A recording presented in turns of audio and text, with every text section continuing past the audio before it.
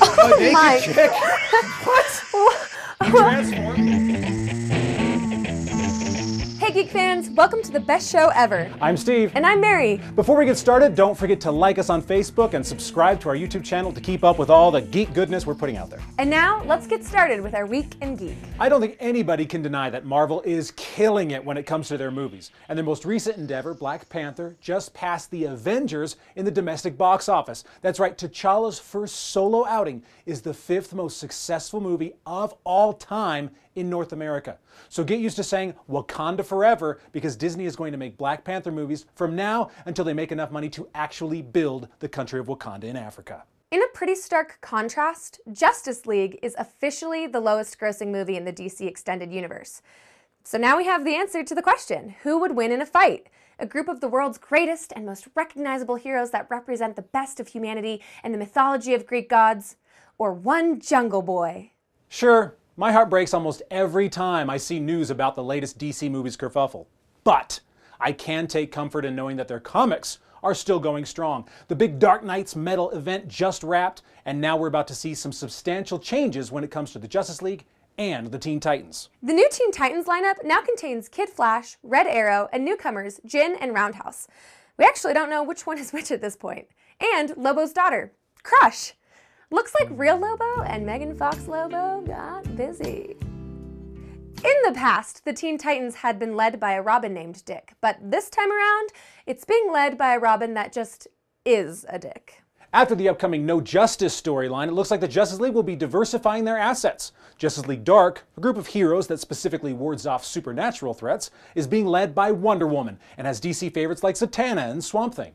It also has characters from the scary side of Zootopia, Man-Bat, and Detective Chimp.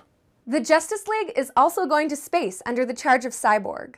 Our favorite mother box and superhero is leading Starfire, Azrael, and Green Lantern. And while it isn't uncommon for heroes to team up with villains, this one comes as something of a shocker, because it looks like this team will be working with Darkseid. Seriously? Steve, I never joke. But that's like the good people at Facebook working with, like, Vladimir Putin. Ooh, eesh. Too soon? Maybe. All right. So I guess it's a bad time to ask people to like our Facebook page. Yeah. But it's a perfect time to switch gears and talk about Marvel Comics. Marvel Comics has been under fire recently because, well, they haven't been very good. From critically panned crossover events and not letting Wolverine stay dead.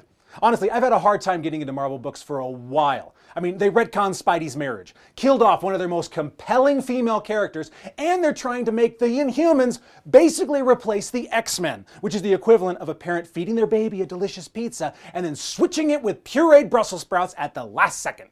Honestly, I don't know if anything will get me to read Marvel Comics ever again. What's going on? Sippy, what is that? I have no idea. That is not in my script. Hello, Steve. It's me. Whoa, who are you? What is that? Hi. Ah! Who are you? I am the Whiner Baby FanBoy Fairy. I can't say I'm familiar. Oh, I come to Whiner Baby Fanboys and make all their dreams come true. I'm not a Whiner Baby fanboy. And I'm not a quickly thrown together shoddy animation voiced by Sippy at the last minute because he needed a joke. What? I'm here to make all your dreams come true. What did you do? Why don't you read the teleprompter and find out, you baby back B-word? I like this fairy. Okay, so it looks like... Whoa, Peter Parker's dating Mary Jane again? And not only is Black Widow back, but the story of her apparent resurrection makes her a more interesting and tragic character? And they're going to do a Death of the Inhumans comic? Not like they need a comic for it. The TV series killed them all on its own. Oh, sick burn, WBFB fairy. Well, my work here is done. Whee! That was weird. That was weird. And speaking of weird, let's talk Death Stranding.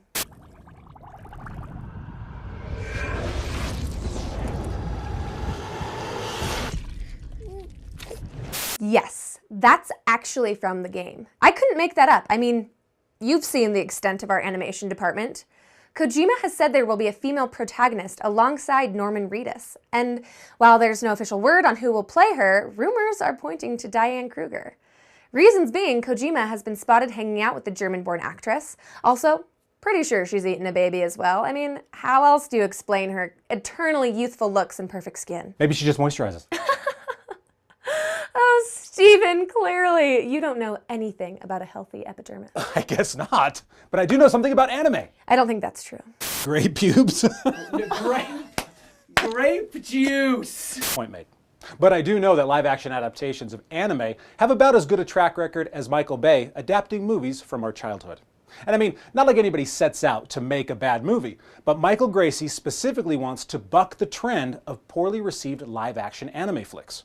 Gracie, known for The Greatest Showman, has been tapped to bring Naruto out of the world of anime for a while now. Quote, "So many Hollywood adaptations of really popular manga series just don't get it right." Feeling that way, Gracie refuses to move forward with the project if Naruto creator Masashi Kishimoto doesn't like the script, because no one knows the world better than the person who created it. For those of you unfamiliar, Naruto follows a young ninja as he strives to become the next Hokage, essentially the strongest ninja and leader of his village. Throughout the series, we meet a variety of ninja, all with different powers and abilities, known as Jutsu. Many times, these jutsu allow shinobi to clone themselves, breathe fire, or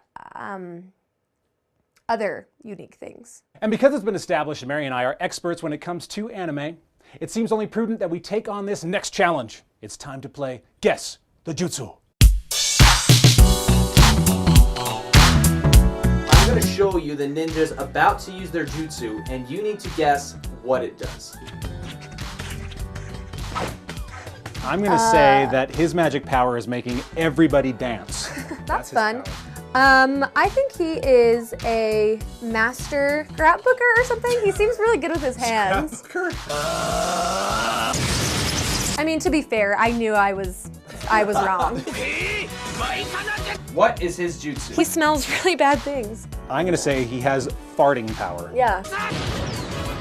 Whoa! Okay, that was we're kind of like a kind of fart out of right. the arm. Yeah, That was yeah, that's like an totally arm straight fart. up. That's an arm fart for He farted sure. out. I'll tell you, this is a transformation jutsu, so he transformed into something. I'm going to say Oh. he transforms into Pikachu. He feels like he would be like a squirrel or like a cute little.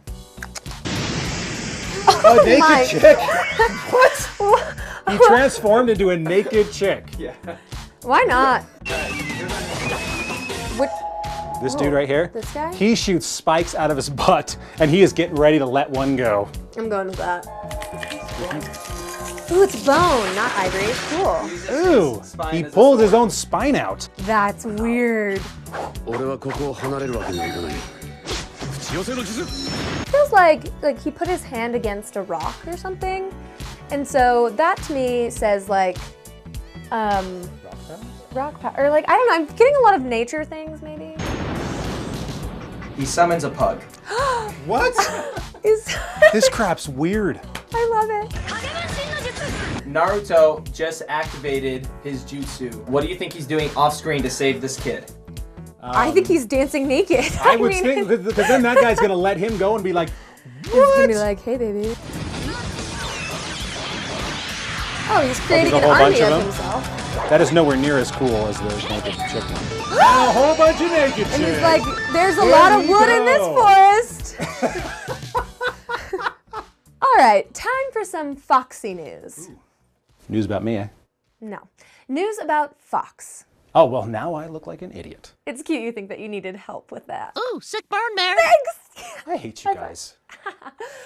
Fox has pushed back the release of both Dark Phoenix and New Mutants. Reshoots have been cited as the biggest culprit. Dark Phoenix has a pretty top-billed cast, so I can see how getting Lawrence and Fassbender's schedules figured out could be tricky. New Mutants, however, that's another story. Sources say that over half the movie needs to be reshot. Half. That's like the amount of sippy that's actually enjoyable. Yeah, I'll take it. Sorry, Merc with the Mouth fans. Looks like Fox and Marvel have pulled out of the animated Deadpool TV series. Execs said it was because the showrunner, Donald Glover, was too busy for the project, to which Glover said, no. Then he tweeted a script for an episode. True story. This all seemed like a match made in heaven. The zaniness of Deadpool, the comedic genius of the Glover brothers, all in an animated format. And it turns out the reason for this soured relationship is the queen of tanked romances, Taylor Swift. Stephen Glover said the last straw for the studio was a T-Swift themed episode. I can't believe we'll never get a Deadpool-Taylor Swift team-up. I mean, if Sam and Dean Winchester can team up with Scooby and the gang, I don't see why this couldn't work. This whole situation is the reason for the teardrops on my guitar. My excitement for this animated series can't come to the phone right now. Why? Because it's dead. All right, Mary, we just need to get over this. Just shake it off. The hunt for the egg is officially on. Ready Player One was released to the masses this weekend as moviegoers finally got to see Ernest Cline's vision play out on screen. Was it close to the book? How was the cast? Is it worth seeing on the big screen? Well, you don't have to take our word for it. Here are some fan reactions right after an advanced screening of Ready Player One. It's incredible. It was everything that I wanted it to be. The music. The music was good. I thought they did a great job of, even with the changes, capturing what the spirit of the book and the Oasis world that's built in the book. If you've never read the book before, this is still a movie for you. If you have read the book, be ready that they can't squeeze everything in, but you're gonna love it. I could take my DeLorean, go back, watch it a second time, go back again over and over just to keep watching it. That's how much I loved it. Music that kept coming in from King Kong and Godzilla and Back to the Future. Those were the musical cameos were the best part. Yeah. Pretty good. It was enjoyable. It was, obviously for me, being a child of the 80s, it's something for me that there's a lot of flashbacks and music, flashback music, everything. So a lot of fun. And don't forget to see our reviews and spoiler cast of the movie on our YouTube channel featuring special guest, Chris Provost. You can find Chris emceeing Fan X, Salt Lake Comic Convention, and on his Disneyland-themed YouTube channel, Provost Park Pass. And with that, geek fans, it's time to bid you adieu. We're done already? I didn't even get to talk about the fact that there's a 6th Sharknado coming out. 6? They've made 6 of those? How? How do you get producers to pay for 6 of those? What do we need to do to get that kind of pull? Well, for starters, we could work on our special effects. Amen to that, brother. Thanks for watching, guys. Don't forget to subscribe on YouTube, like us on Facebook, and follow us on Instagram. I mean, too much geek can't be bad for you, right? Well, it only causes cancer in California. Oh, and what a fun note to end on. We are geek.